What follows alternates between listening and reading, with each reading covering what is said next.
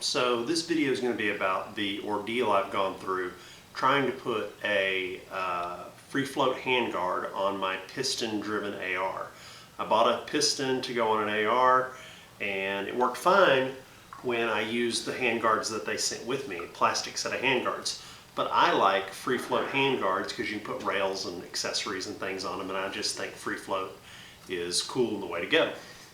So the first thing I tried to do is I tried to put one of these tubular style that you can adjust where the handguard, the Picatinny rails go onto it. And it turns out that whenever you do that, the weapon, it basically has a rod that instead of starting off low and then curving up and then going through the hole, it just goes straight back.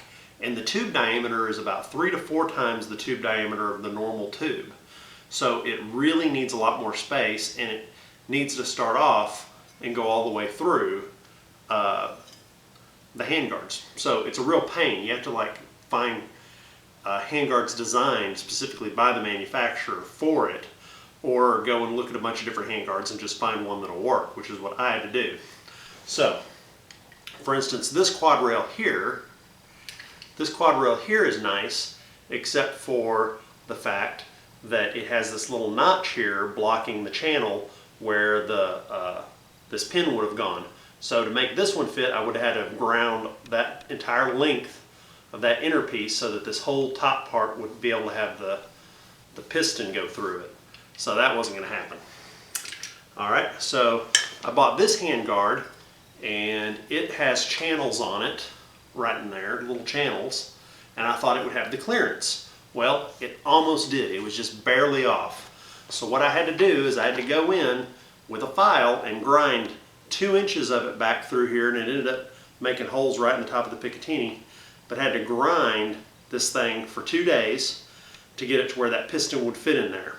Then on top of that, the piece on here, the barrel nut came out to about here.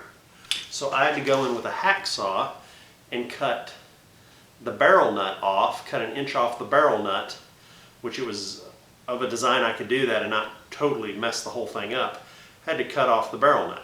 So basically I had to take a $60 rail and grind it, Dremel it, hacksaw it, and cut it up to make it fit so that this piston would function without it hitting anything, or would even go on to the weapon and have this rail on here.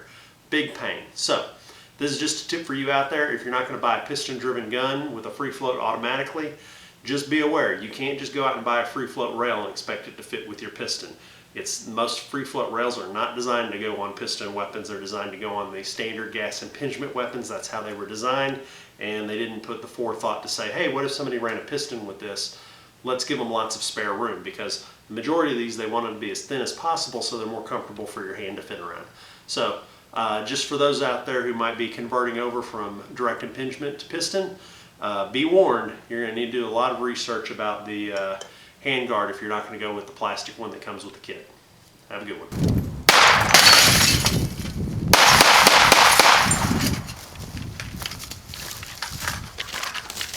Meep, meep.